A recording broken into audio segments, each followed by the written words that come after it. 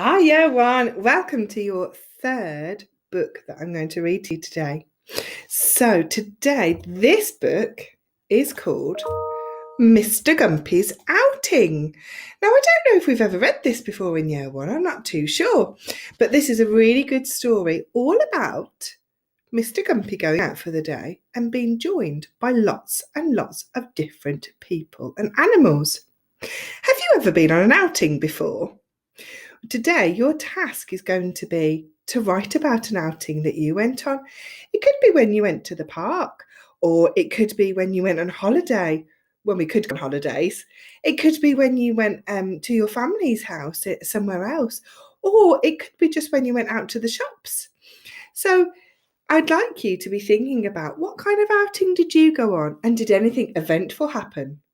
I want you to think about that when we find out what happened to Mr. Gumpy on his outing today. Okay, so this is Mr. Gumpy here. He looks like a nice old man, doesn't he? And he's very happy. Now, Mr. Gumpy owned a boat and his house was by a river. And there's Mr. Gumpy's boat. It's quite a large boat, isn't it? Quite large for him on his own. And he loves to go sailing. And one day, Mr. Gumpy went out in his boat. "May we come with you?" said the children. "Oh, well, yes," said Mr. Gumpy, "if you don't squabble." Now, squabble means when you're quarrelling and you're arguing and you're being argumentative together and you're making lots of fuss. So Mr. Gumpy, I think, wants a peaceful boat ride. Do you think that too? So he's told the children not to squabble. "Can I come too, Mr. Gumpy?" said the rabbit. "Yes, but don't hop about, because rabbits are known for hopping all the time, aren't they?" "I'd like a ride," said the cat. "Very well, but you are not to chase the rabbit, because cats do like to chase furry little animals, don't they? Especially mice. I think that's their favourite animal to chase. What do you think? "Will you take me with you?" said the dog. "Yes," said Mr. Gumpy, "but please don't tease cat." Dogs love to chase cats, don't they? When my dog sees a cat, when she's sitting upstairs in the bedroom looking out of the window, she goes bananas. She will bark and bark and bark because she does not like cats. And once a cat tried to get into our house, she was not very happy about that. So I think the dog might actually chase the cat, even though he said he won't.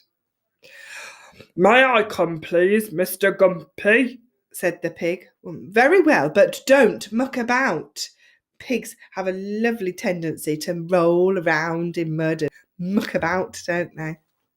"Have you a place for me?" said the sheep. "Yes, but don't keep bleating. There, there, there." I think that noise would drive me a little bit insane, wouldn't it? I'd just think, "Oh, shh, now."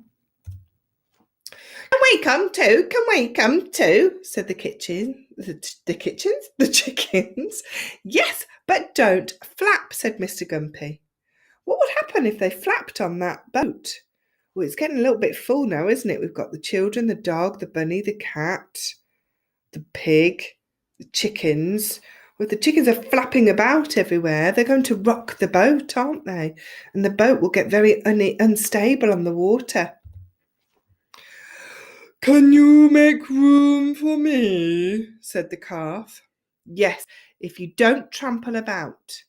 And cows like to move around. Move around. Did you get that? They do like to move around, don't they?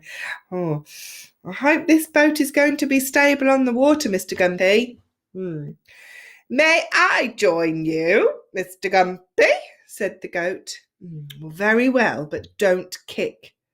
Oh, Mr. Gumpy, that boat's getting very full now. I'm starting to get a little bit worried. There might be a few too many animals on there. What do you think, children? Oh dear.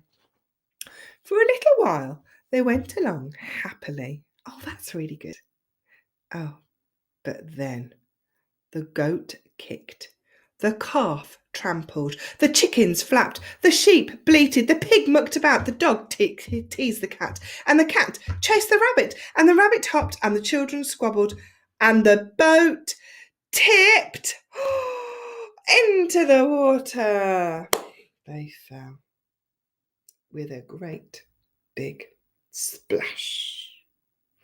Mr. Gumpy told them, didn't he? He said, don't muck about, don't squabble, don't trample about.